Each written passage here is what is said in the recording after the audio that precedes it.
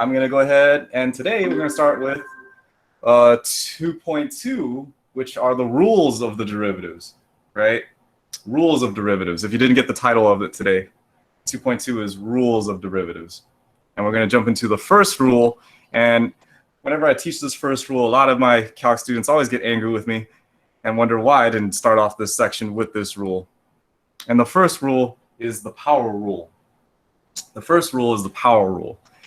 If I have a function, right, and it's being raised to a power, right, the derivative of that said function then is just going to take whatever that power is and bring it down in front of it as a coefficient, and the power that leaves behind, that gets left behind, is one less than what it was before.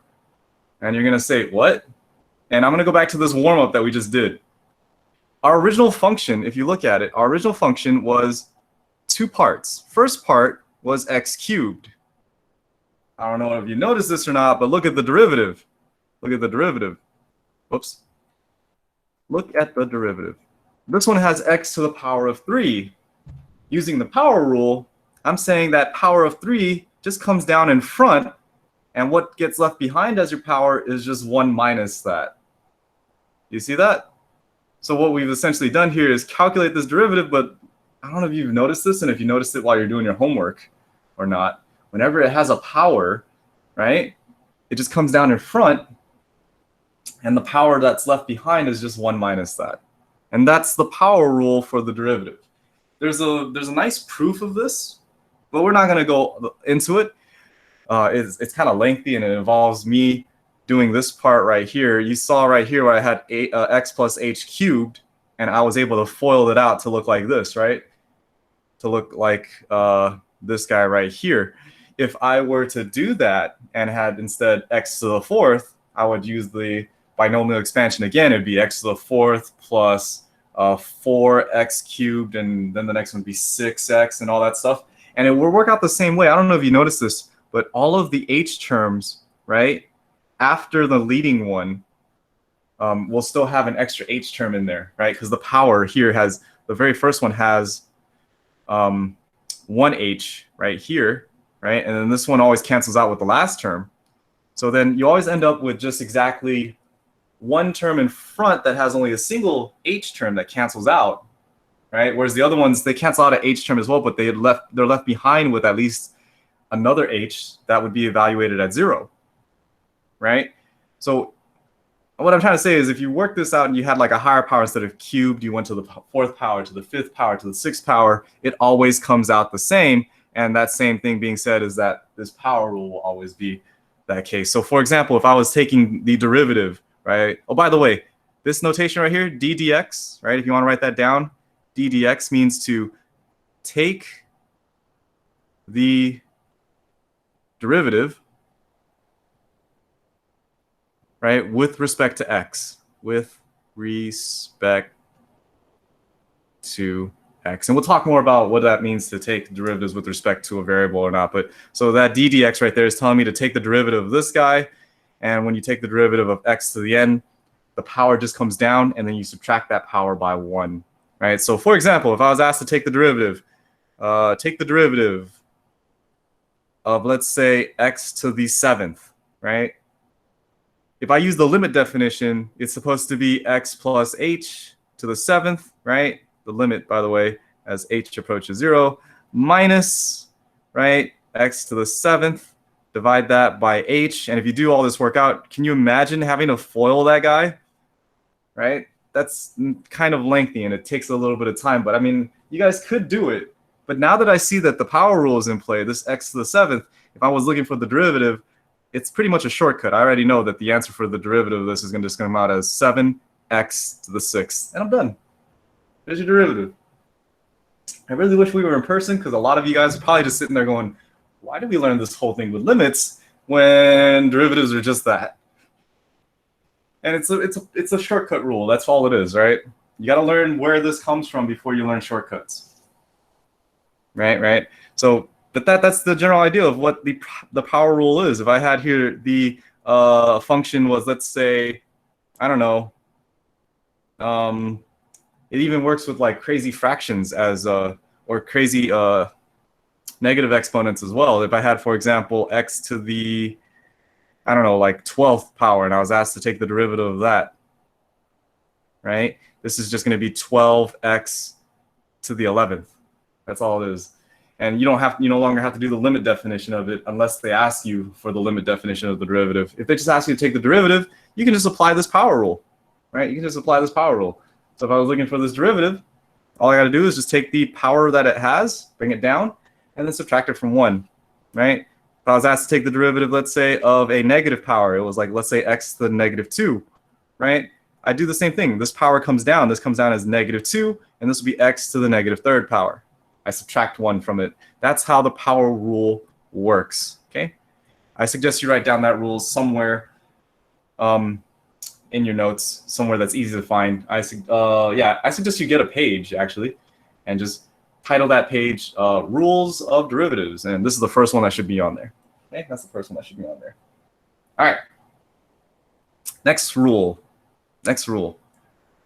is the addition and subtraction rule. The addition and subtraction rule. If you have two functions that are adding or subtracting with each other, you can take the derivative of each of those said functions individually and then add them together, right? So if I was taking the derivative of f of x with respect to x, I would end up with f prime of x, right? Because if you guys remember, that's the notation for derivative, right? And take the derivative of g of x, that's also going to come out as g prime of x. And then you simply just either add or subtract them together depending on what the original function did, right? Depending on what the original function did. So just like we saw earlier in our warm-up today, I had you guys take the derivative of x cubed plus x squared. If you can take that and break that down, pretend that the x cubed is a single function and that the x squared is another single function. Using the power rule, right? X cubed, the derivative of x cubed, if I was to calculate the derivative of this guy with respect to x, right? X cubed would come down using the power rule as 3x squared.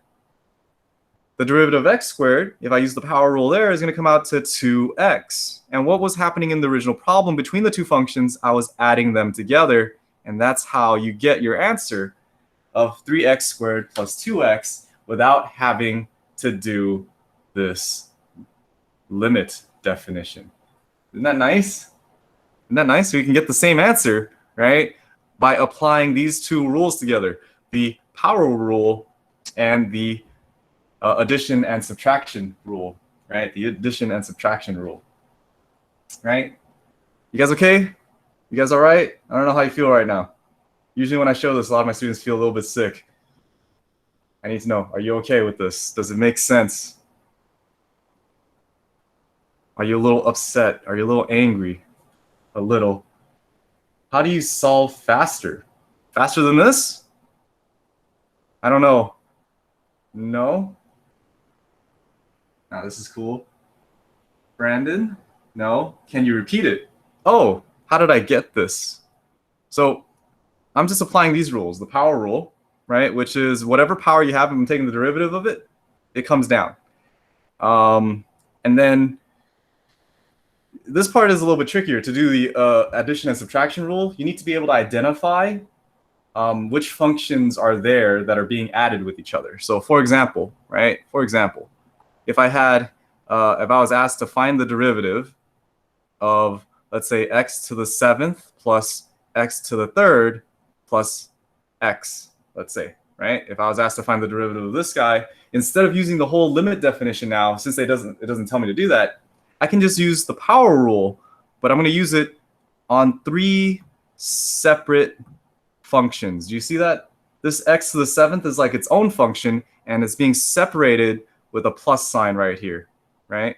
And this x cubed and this x over here is also being separated by a plus sign. So there's 3 functions in total there, and you just do the derivative of each of those functions individually and then add them together. So the derivative of x to the 7th, using the power rule, right? Using the power rule, you just take the power, you bring it down, and then you subtract the original power and leave that behind. So x to the 7th, the derivative of that is going to come out to be 7x to the 6th, right? Plus x to the 3rd, again, use the power rule. That 3 comes down, and you're left with x to the 2nd, And here's the last one right here. This is actually x to the first power. So when you bring that down, that's going to come down as 1x to the 1 minus 1, which is 0. But x to the 0 power is just 1. So we would just say the derivative of x is just 1. And this right here is my answer using the addition/subtraction rule along with the power rule. Brandon, I don't know if that answered your question or if it makes more sense or it makes less sense from there. Let me know. But aside from that, anyone else feeling okay with this? Are you feeling all right? Makes more sense? Good, good. Right? And this is what I was trying to explain to you. If you're struggling with limits, right, this is where things tend to click for a lot of students in calculus. They kind of see like, oh, okay, there's some rules here that they'll make taking derivatives a little bit easier to deal with, right? And yeah, that's pretty much the idea, though. You have to understand that it comes from the limit definition of it, right? This whole idea that a derivative is just the slope of a tangent line because you're moving this dot that's arbitrarily, h distance away, closer and closer to its original dot, the anchor dot, right? And that makes h approach 0, right? So then it just becomes this tangent line. And of course, what you're calculating is the slope of that said line, right? Or the slope of that tangent line. But all I'm saying is, it's actually not that hard to calculate derivatives now, right? We have these rules. They'll do it for us, right? Well, they won't do it for you, but they'll calculate it for you, right? They'll calculate it for you. All right, let's go. One more rule is the coefficient rule. The coefficient rule. And the coefficient rule states this. If you have a function, right, that's x to the n, let's say, right? It could be any function, actually. It doesn't have to be a power function. It could be any function. And you're taking the derivative of it, right? You're going to end up with the same thing. You're still going to end up with this guy right here. The derivative of x to the n is still going to be n, right, times x to the n minus 1, right? That's still the power rule that's being used. That's being in play right there, right? But all I'm saying is, though, after you do that derivative, you simply just multiply it with the coefficient that was there to begin with. Right? Technically, for me to write this coefficient rule, it should have been written this way, right? If I'm taking the derivative and I'm multiplying the function f of x with some constant k, the derivative I get is going to be that constant k multiplied by the derivative of whatever function that you're working with, right? This looks more complicated than it need be, right? When you actually do a problem, you'll see what I mean with this. You ready? Let's take a look at this example real quick.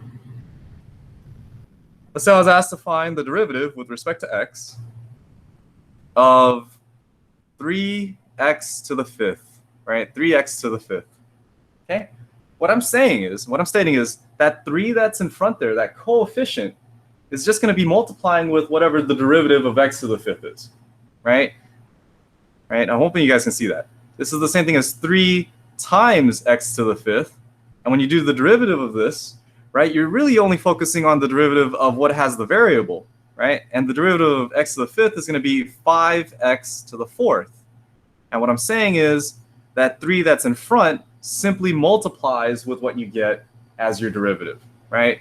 So this right here, if I was looking for the derivative of 3x to the 5th, is going to come out to be 15x to the 4th. And that is your answer, right? And that is your answer.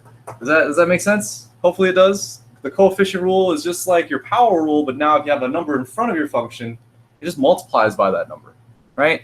And with all these functions in play, you can actually calculate like more derivatives without actually having to FOIL things anymore. You just apply these rules to each of the terms or each of the functions along the way, right? So let's do another one real quick here. Let me just show you what I mean. Let's say I was asked here to find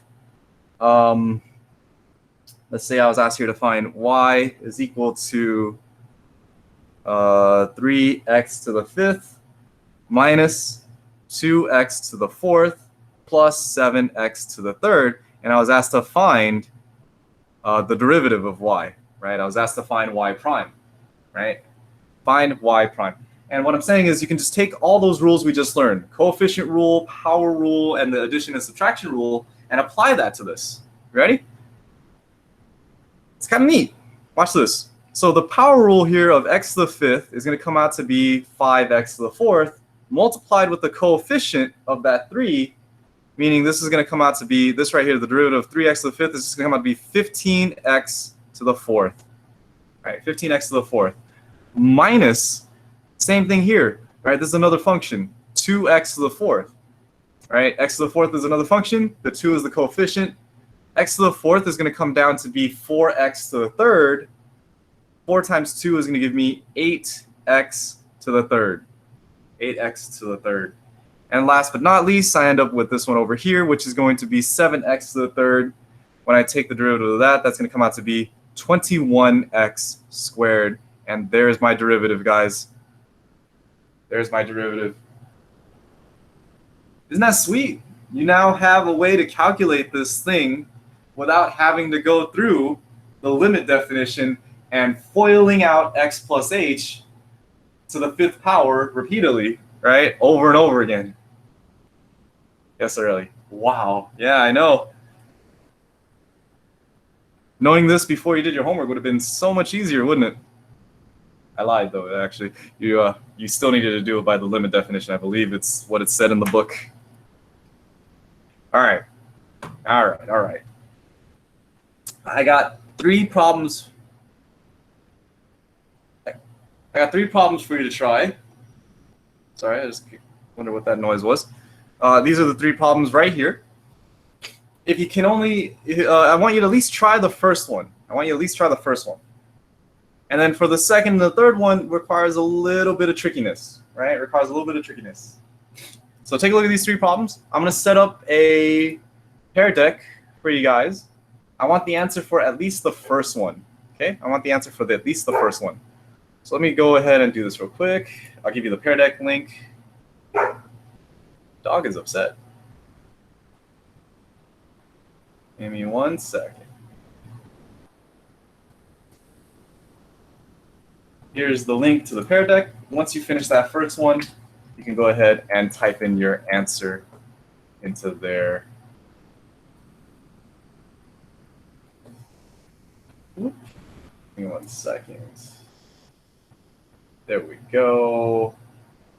1 student's already in. That's awesome.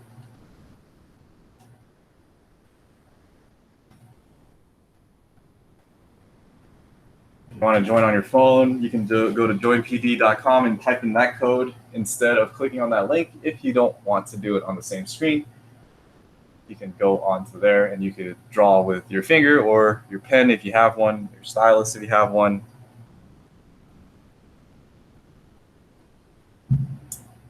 I'm going to go ahead and set a timer here for 1 point. Let's go 2 minutes. That way, you get that answer for the first one already. You can go ahead and try the second one. Try the second one.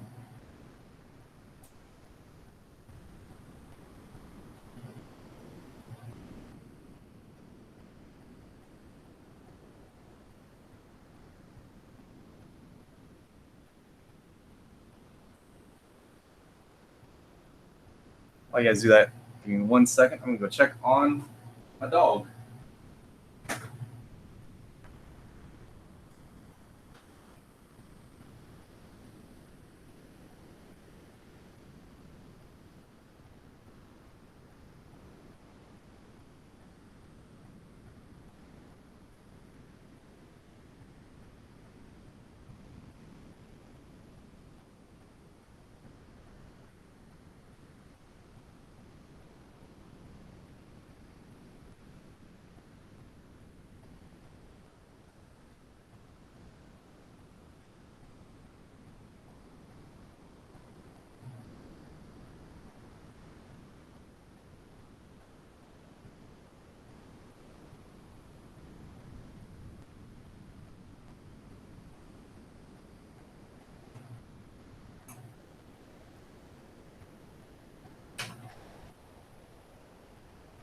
All right.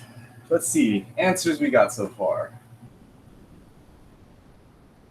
Not bad, not bad. Ritish? I don't know how to say your name. Ritish? Ritish? Oscar? Not bad, not bad. Jeffrey, not bad. Monica's not bad. Gracie's not bad. Okay. Whoa! My ears. Sorry about that. Should have looked over the timer. All right. So let's go over this first one. Let's go over this first one. Okay. Let's take a look at this first one.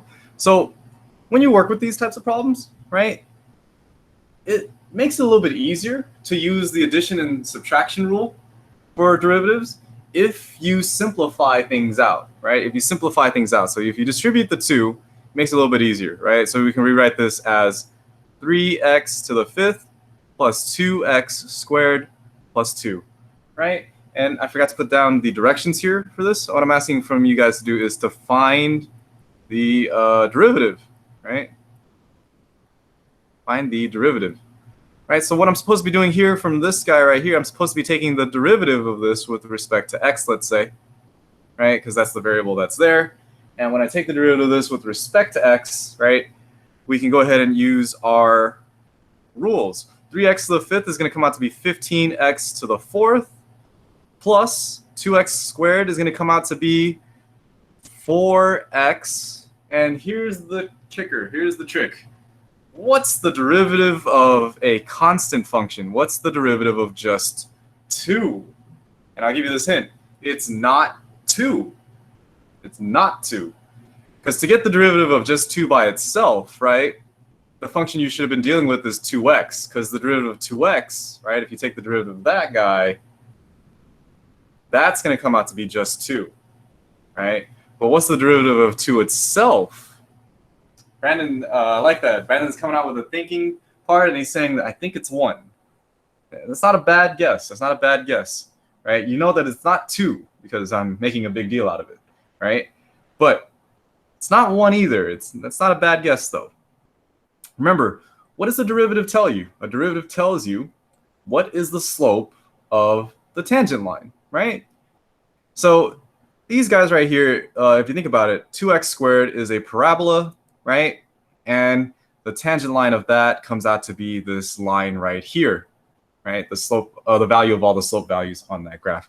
If you look at a graph of y equals to 2, right, that's just going to be something like this, y equals to 2. And the derivative of that is the slope of this line. Well, what's the slope of this line? If it goes straight across like this horizontally, what is the slope of that line? 0. That's it. The derivative of a constant is 0, and that actually leads me to another rule. The derivative of, not the coefficient, the derivative of a constant will always equal to 0. It doesn't matter if it's 2, it doesn't matter if it's 200 or 2 billion.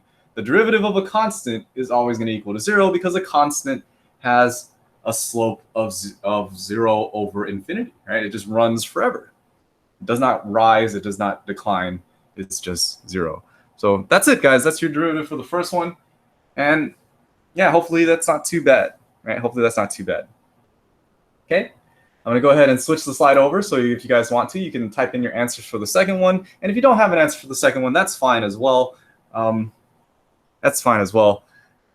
I want to talk about this number 2, though, right? This number 2 doesn't look like any of the rules that we were working with. Y is equal to 1 over x. Yeah, it doesn't look like it's a power rule. It doesn't look like it's a coefficient rule. It doesn't look like it's a, any of the rules that we were dealing with before. But I see some people already typing in their answer, and that's beautiful, right? That's beautiful. Now, in future problems, though, for things like this, right, before you just, if you're going to give me a test answer, for example, I don't want just the answer, of course, right? I want the work that you did to get there. And this one is going to have some work to get there. In order for us to use our power rule, you simply rewrite this as a power, right? Y is equal to 1 over x can be rewritten as x to the negative 1, right? You guys remember that? X to the negative 1. That's because, right, negative powers, right, just makes them flipped, right? So if I can write it this way, then the derivative of this, y prime, is going to equal to, now I can use the power rule, can't I? Bring down the negative 1, and then this will be negative 1 times x to the negative 2. And that's my derivative. That's my derivative. -1 times x to the -2. That's it. That's your derivative. You're done. Now, if you want to simplify it, you can, right? You can simplify this. This could be written as -1 over x squared, right? -1 over x squared if you want to. But what I've noticed in calculus is you do not really need to simplify unless they ask you to, or if you're going to do more work with the problem. If all they asked was just find the derivative of this function, I could stop here and get full credit, right? I can stop here and get full credit. So sometimes we do want to simplify things. In fact, majority of the times we want to simplify things just because of habits. But I need you to break that habit sometimes. It's one of those things that can cost you points if you simplify incorrectly. You can do all your work correctly, and if you simplify wrong, they'll actually deduct a point. If you do all your work correctly and leave it unsimplified, you can still get full credit if they did not ask you to simplify. All right, so just keep that in mind when you're working out these problems and you're doing derivatives. Only simplify if it's going to help you further along in the problem, or if they specifically ask you to simplify. If none of those cases are there, you can stop here. That's perfectly valid as an answer.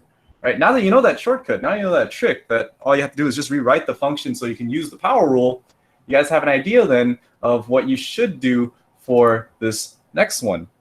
Y is equal to the square root of x. Y is equal to the square root of x. How would you rewrite that? Right, again, using that same concept, right? Rewriting it as a power. How do you rewrite the square root of x as a power? What does this become? Any ideas? Any ideas? How could you rewrite x, the square root of x, as x with a power? And I see it written already. It's not the power of 2. You're close. It has a 2 involved, and I already see people typing it into the chat. Thank you, David. Thank you, Gracie.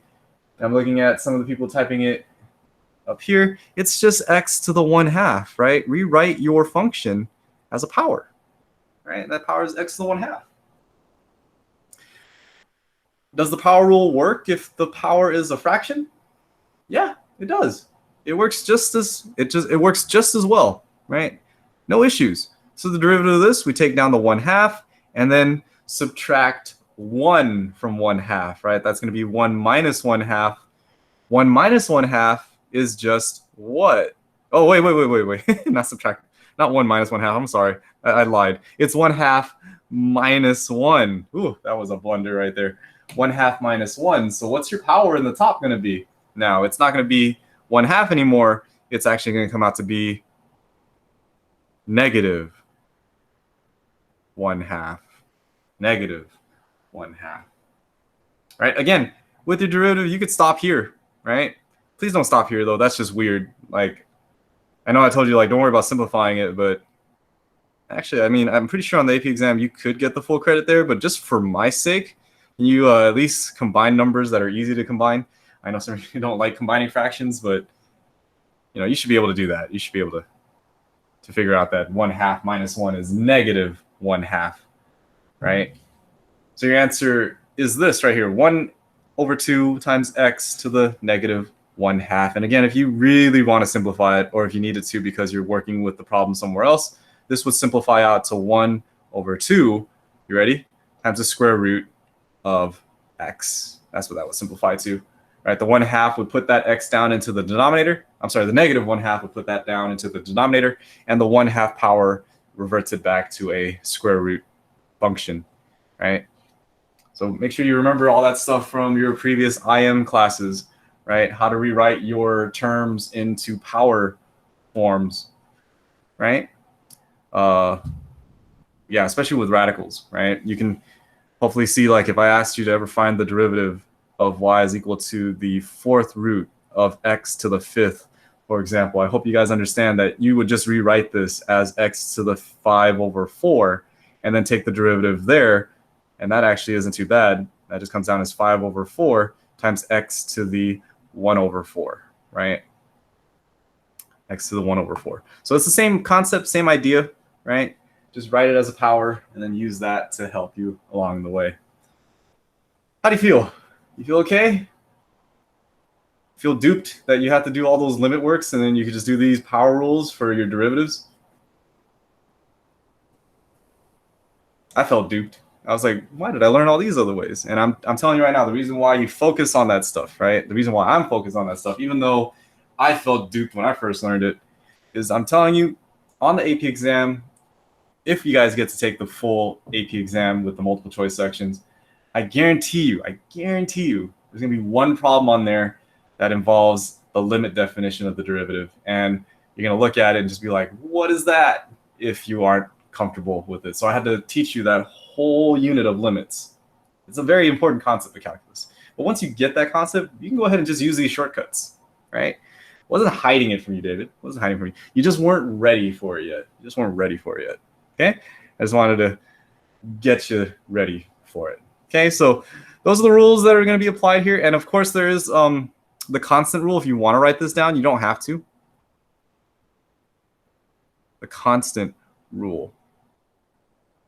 And that is if you take the derivative of any constant, right? Any constant, whether it be 2, whether it be 0, whether it be 2 billion, it'll always equal to 0, right?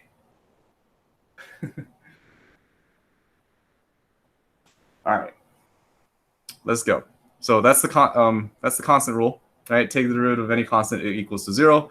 It's to be added onto your list of derivative rules. And in fact, I have more derivative rules for you. Let's go. Next derivative rule is the product rule and the quotient rule, but we'll show you the quotient rule a little bit later. We're not quite there yet. Let's do the product rule first.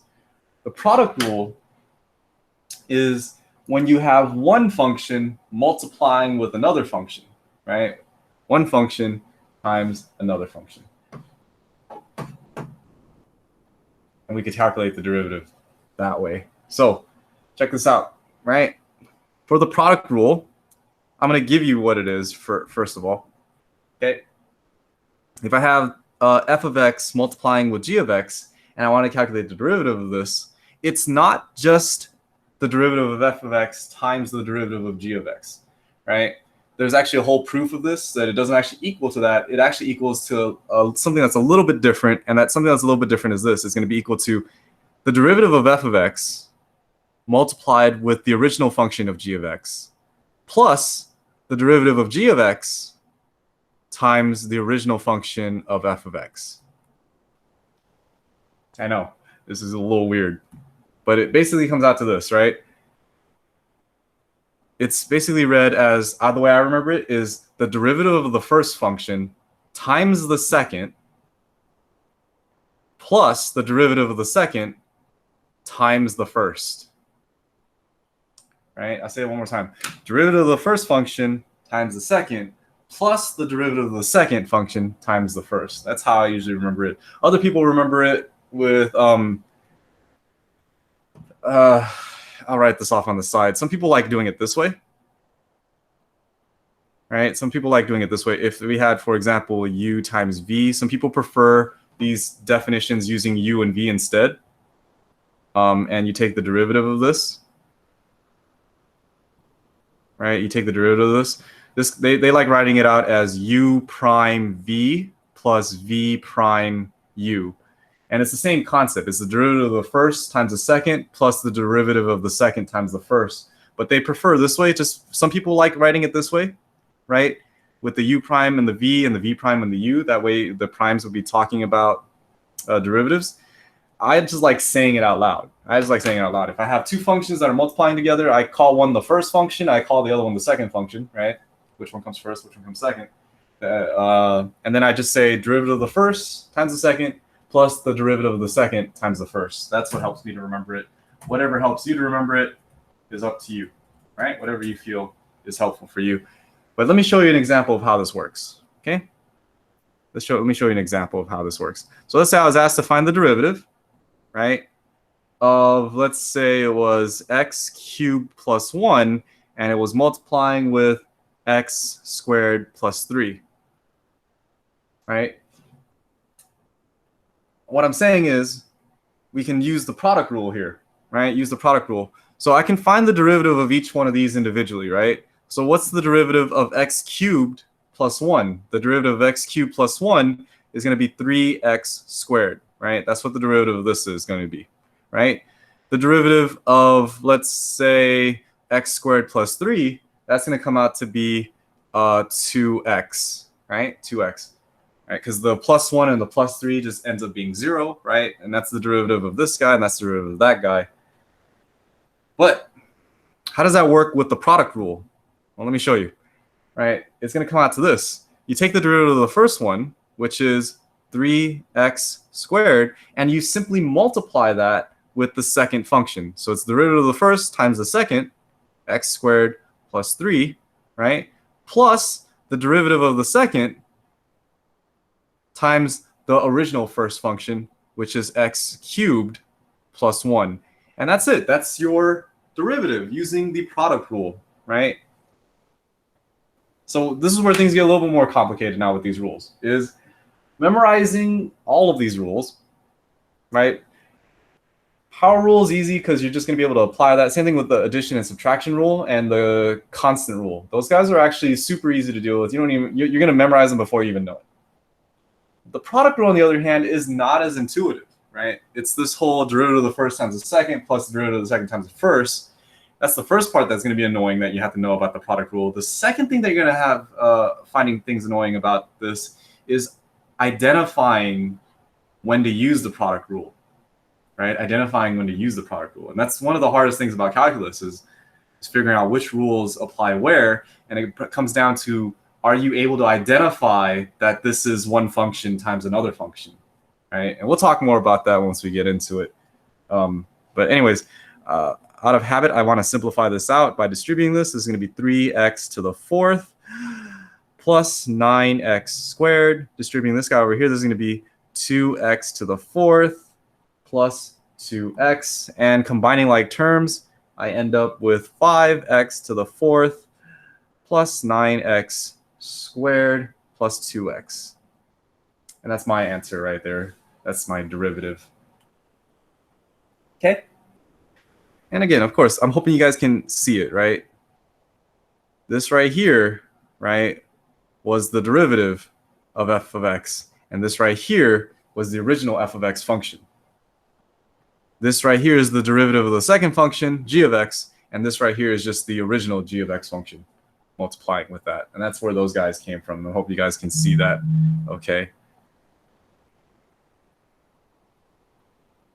Yeah, hope you guys can see that, okay? You guys all right with that? Hopefully it's not too bad. Hopefully. All right. That's the product rule. And again, like I said, some of you guys are going to be like, that doesn't look too bad. I can tell when two functions are multiplying together. And that's awesome. You're good to go. But some of you guys are going to struggle and see like, I think my answer for this one will just be, and I kid you not, this will happen all the time. Some people will just write this as their answer, right? 3x squared times 2x, right? Which sounds like it should work because the power rule is applied there. But you got to remember, you got to also apply the product rule to certain things. Okay. All right, let's move on. Next function. Not next function, next rule. Quotient rule. Quotient rule. Quotient is just when two functions are dividing with each other, right? They're dividing with each other. Of course, if this is the case when we're working with this right here, we also need to make a claim that g of x is not equal to 0. All right, the quotient rule works only as long as g of x is not equal to 0, right? For the quotient rule, this one gets really messy, and I'm just going to write it out for you. You ready? For the quotient rule, it's coming out as, why is there a blue dot there? It's going to come out as, here we go, g of x times the derivative of f prime of x minus f of x times g prime of x. This is all going to be divided by g of x squared. I've met people in college who literally memorized this verbatim, and they would just be able to read it out and spit it out. The bottom function times the derivative of the top function minus the top function times the derivative of the bottom function divided by the bottom function squared. Right? They memorized it, they got it down, and they knew it all the way through college when they needed to calculate the quotient rule. My high school teacher was one of the few people, well, not one of the few, one of the good amount of people that taught a, not an acronym, but a saying that helps you memorize the quotient rule. And this doesn't help everybody. Some people like it, some people don't. It's up to you, however you want to remember it. But I liked it, so I used it. He called these guys, this top function, this bottom function, he called them this. The top function, he called it the high function because it's, it's high, right? It's technically H-I-G-H, but I'm just going to write it down as high, right? And then the bottom function, he called the low function. He called it the low function because it's low on the bottom, right? And for the quotient rule, he came up with this saying that helped me to memorize it. And I hope it's going to help you guys as well. He called this right here low D high minus high D low over low squared, which is just low. So I'll say this again. The way he taught us to memorize this, he would just say the quotient rule was low D high minus high D low over low. Low D high minus high D low over low. Low D high minus high D low over low. Low D high minus high D low over low. I've repeated this 3 times, and I guarantee you're going to end up hearing this, or at least hearing it in my voice, when you see the quotient rule now, and you're going to say low D high minus high D low over low. Low D high minus high D low over low. And I know this sounds like it's just random words, but I guarantee you when you start breaking it down and you try to figure this out, low D high means that you're taking low times the derivative of the high function, minus high D low, which is the high function, minus the times the derivative of the low function over low. Right? If I remember which rule is which, and that's the thing, that it's going to take you practice, Brendan. It's going to take you practice. And Calvin, you still can't remember. That's okay. It's the first time you're looking at this, right? If you remember this on the first time, that'd be amazing, but that's not necessary, right? You need to practice this then, and then get it down after practicing. Okay? So I would say that this right here, let's do an example problem, right? Let's do an example problem. Right? Let's do an example. Let's say I was asked here to find a OneNote that works correctly. Give me 1 second. It decided to crash on itself right there. I don't know why my OneNote does this every now and then, but it just decides to just stop working for some reason. Let me bring that back over here. There we go. Let's do a problem. Let's say I was doing, let's say I was asked to find y prime, given that y is equal to x squared plus 1 divided by x squared minus 1. Right? My friend drilled this into my head. They were teaching you the quotient rule before you learned it in my class? Or, yeah? Yeah, that's good then. So you should have this, right? Low D high minus high D low over low, right? Low D high minus high D low over low. So how do you know when to use the quotient rule? You got to be able to see that these are 2 functions that are being dividing. I can English a little bit better than that. These are 2 functions that are dividing each other, right? That's what makes it a quotient rule. It's basically one function divided by another function, right? And the bottom function right now is equal to 0 at certain points, but we're just going to do it for the general shape of this thing. So I would say right here, this x squared minus 1, I'm going to call that my low function. This x squared plus 1 will be my high function, right? So if I'm going to do this, right, and I'm trying to calculate the derivative here, y prime is going to equal to, ready? Low, which is x squared minus 1. That's the low function. D high, so the derivative of the top function, is going to be 2x. I'm going to pause there for a second. You guys see that, what I just did there? Low is the bottom function times the derivative of the high function. The derivative of x squared is 2x. So there is my low D high.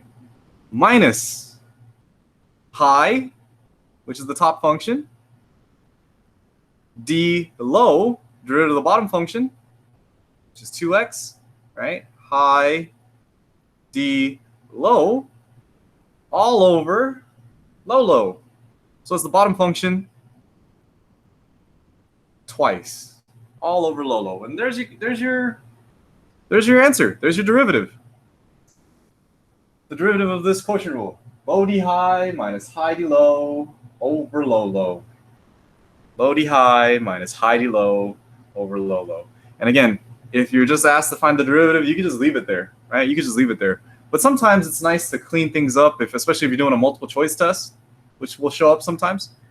They won't leave it like this on a multiple choice test. They will actually simplify this out. So this would be distributing this. This would be 2x cubed minus 2x.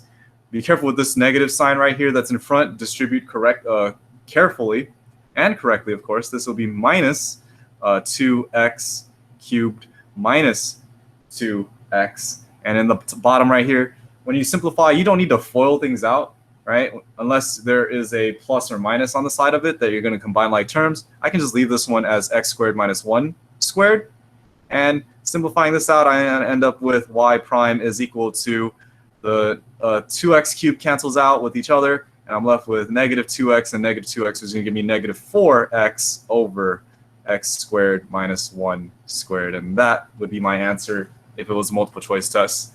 If it's a free response test, I could just stop right here and leave that as my answer. Okay, so keep that in mind. But yeah, that's it for the quotient rule. It looks more complicated than it is, right? When you first see this, and I promise you, like, you're not the only one who ever feels this way when you look at these new rules. A lot of people, when they see this, they're just like, what the heck is that, right? What is that? And that's just the quotient rule. And again, it's not as bad if you just sing the words low d high minus high d low over low low. Don't forget the minus. That's actually important there, right? Low d high minus high d low over low low. Okay, and that's the rules that we're going to start off with here. We got the quotient rule, we got the product rule, right? Those are the most complicated rules that we learned today, right? And then we also have the basic rules, which is the power rule, addition and subtraction rule, coefficient rule, and constant rule, right? So we learned in total 6 rules today, and that's what you should have on your cheat sheet somewhere. All these rules for all these derivatives written down somewhere. You got the product rule written down, hopefully, right? You got the quotient rule written down somewhere, hopefully, and right, the constant rule, right? Derivative of any constant is going to equal to 0. Coefficient rules, right? Where if you have a coefficient in front of your function, you just multiply by that coefficient. Addition and subtraction rule, if you're adding functions or subtracting functions, you could just do the derivatives of each functions individually, then add them together or subtract them together, right? And then the power rule, right? Whatever the power is, you just bring that down, and you don't have to worry about doing crazy crazy foiling outs of things anymore, like x plus h to the third would simplify out to that, right? You no longer have to worry about that if you're just calculating the derivative without looking at the limit definition. With that being said, I got 2 problems for you I want you guys to try. 2 problems I want you guys to try. I'm going to go ahead and open up your pair deck. You can type in, I have both slides on there. Where are you, pair deck? There you are. Both slides are on there. Slide 4 and slide 5 are right here. Let's just label that as example 4 and example 5 so you guys can find those slides. I'm going to go ahead and move you guys to slide 4. But me doing that now, I'm going to actually change this from instructor paste to student paste. And now that it's in student paste, you guys can actually switch between the slides to whatever slide you want. Right? You can switch to whatever slide you want. I think actually me doing that forced you guys back to slide 1. I might have accidentally done that. Did you send the link again? Of course. Let me send the link again. Here we go. So the link for that pair deck is right here. So you guys can go in there and try that. And then let me see here. If you guys still just want to do it on your phone, I'll copy that code as well so you guys can just do it on your phone if you want to. Okay? But yeah, go to slide 4 for this one on the left, and then go to slide 5 for the one that's on the right. I think when I put on student paste, it might have accidentally pushed you guys back to slide 1. I was trying to make it go to slide 4 for you, but putting it on the student paste, you guys actually get forced onto that slide. So go ahead and try this. try these two problems out. Let's see, what time is it? We got 12 minutes, two problems. Let me give you guys 5 minutes for these two problems, okay? 5 minutes. And in 5 minutes, we'll see what you guys got, and we'll compare answers with each other. Let's go 5-minute timer. And let's go ahead and get that right there so you guys can work on this.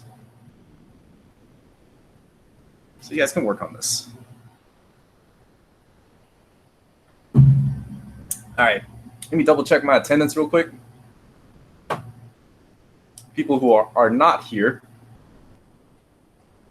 Oh, it looks like the people who weren't here earlier joined. So I have a check mark for everybody here now. So I have all of you here. There are, I don't know why my own name is in this attendance sheet. I don't need my name in there. All right. So that's that. Let's see here. So we have a total of 36 people.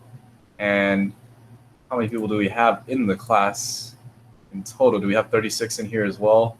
1, 2, 3, 4, 5, 6, 7, 8, 9, 10, 36. 36 out of 36. You're all here. Beautiful. Beautiful. So yeah, while you guys are working out, I'm just gonna ramble to myself, right?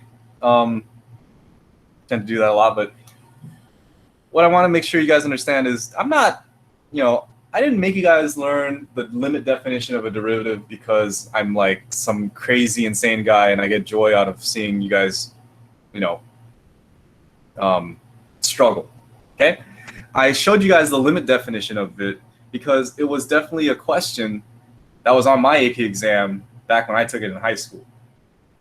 And it was one of the free response questions, which really hurt because free response questions are worth a pretty big chunk of the exam. It asked me to calculate the derivative of a specific function using the limit definition. And I was like, why? And I gave them the derivative because I knew the power rule, I knew the quotient rule, and I just did using those rules, and I gave them the answer because I couldn't do it without the limit definition of it. Right? So I missed out on points on that problem, but I was still able to pass the AP exam. And I didn't think anything of it after that because I was like, screw that. I was able to do that problem and I passed it anyways. So I didn't even need to know the limit definition of it. And how does that help me with my case of why I taught you guys the limit definition of it? They've evolved the test ever since I took the AP exam back in 2002. It's been 18 years. Oh my God, it's been 18 years. Anyways. What they've done now is instead of forcing you to do the limit definition of a derivative because you have these rules, I'm telling you, they're going to write it using the limit definition of it and then ask you to evaluate it. And the thing is, if you are comfortable with your algebra skills, you'll be able to do it. But if you're not comfortable with your algebra skills and you don't know how to do that, then you're going to struggle a little bit unless you know the calculus behind it. Right? If you have your calculus techniques down, you'll be able to do that using these rules without having to worry about your algebra skills. Because if you guys, hopefully you guys agree with me, the derivative stuff is actually a lot easier than the algebra stuff. It's the algebra that's actually hard and difficult in math. The calculus part is actually kind of fun to do. Right? It's kind of easy to do once you get the hang of it. But yeah, I kid you not, they're going to give you like a limit definition of a function, but they're not going to tell you that. They're just going to say, hey, evaluate this limit.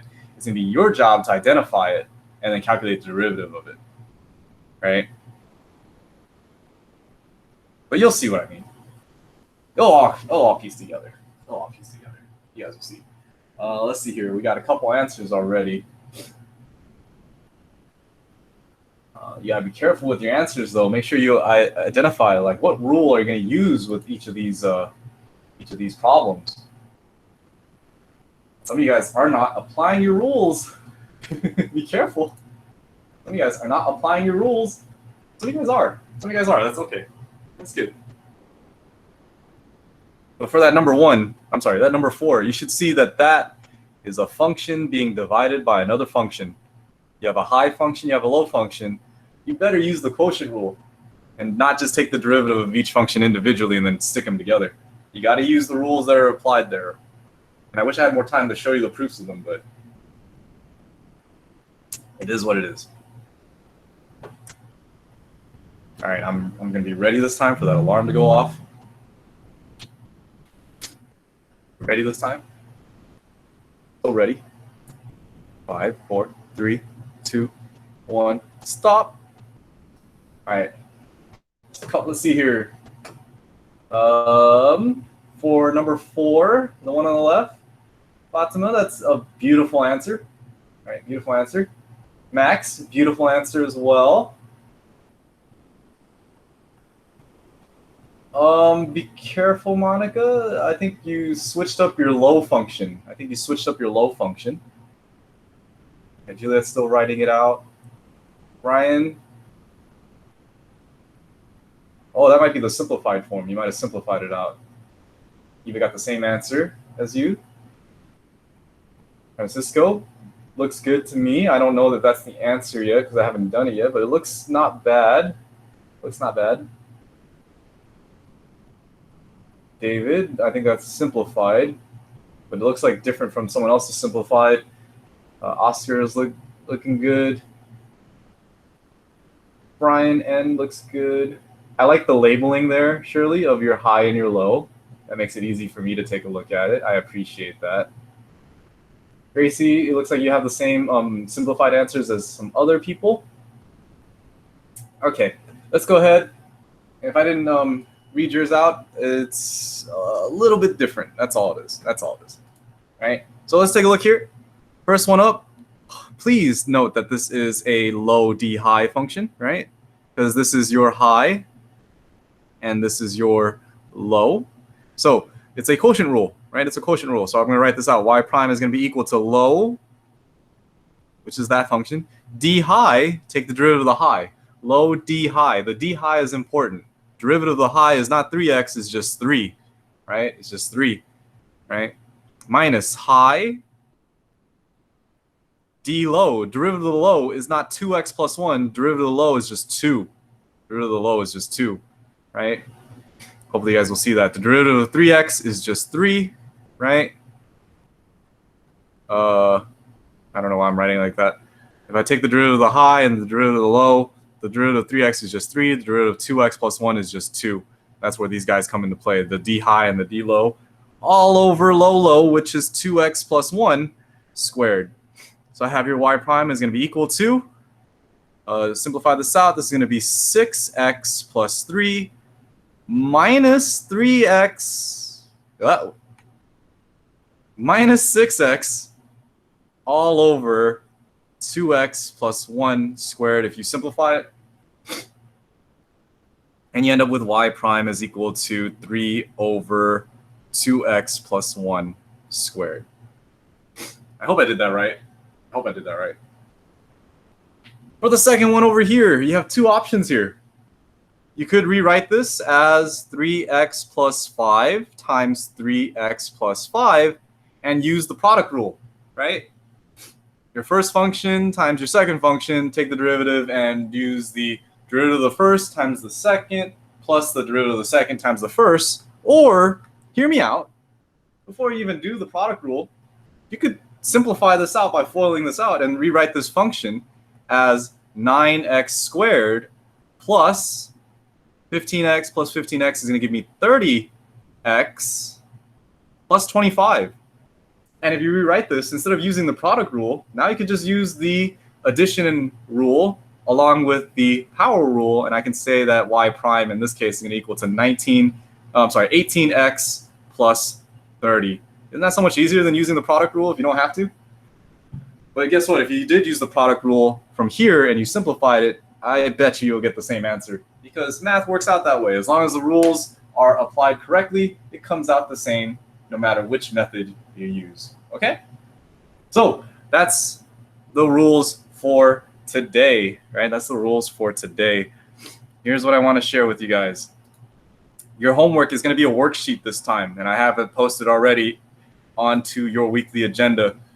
I want you to do all the problems that are on this worksheet. You can do it on a separate sheet and then add the page on as a picture by clicking on the little add more pages down here.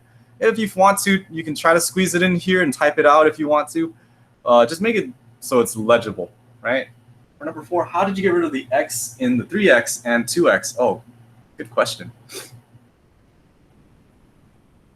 Oh, right here and here, when I take the derivative of them, Max, I got you. Let me show you. What is the derivative of 3x? With respect to x, is going to be 3 times, this is x to the first power, yeah? We'd bring down that power as a 1, x, and then in the top right here, it will be 1 minus 1, which is 0, right? So that's what's happening there when you take the derivative of 3x. It will be 3 times 1 x to the 0, but x to the 0 is just 1, so it'll be 3 times 1. That's why the derivative of 3x is just 3. Same thing with the 2x, okay? Same thing with the 2x. All right, so back to what I was saying. Your homework is this worksheet right here. There are 20 problems. I expect you to do all 20. Read the directions here, differentiate the following functions. Do not simplify the answer, and just work your way through all of these guys right here. Okay. Second thing is on my AP, I'm going to be unlocking the videos for the derivatives section. If you guys want to check it out, you guys can. Hopefully it will be there for you guys. Give me 1 second. All you have to do is log into my AP classroom, or AP classroom at collegeboard.com, right? And go to Unit 2. Unit 2 is the derivatives here. I'm going to unlock these videos for you guys, defining the average, estimating the derivative at a point, and then we're going to go down here using the power rule, constant sum and difference, and the product rule and the quotient rule. Okay, so I'll unlock that later today, and you guys can see those videos. And that's it, guys. It's 10:37. Thanks for listening to me, and I hope you guys are, getting this. Right? I hope you guys are getting this. Other than that, guys, have a good rest of your day, and I'll see you guys on Thursday.